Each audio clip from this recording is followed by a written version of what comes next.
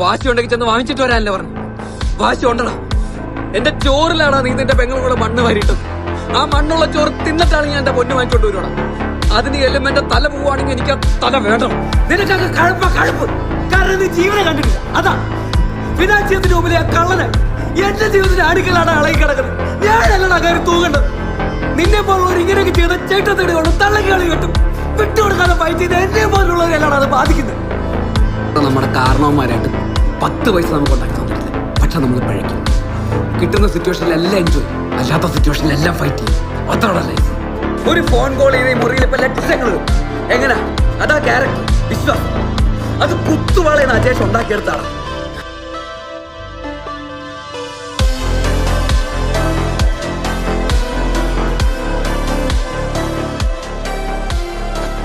അജേഷാണോ?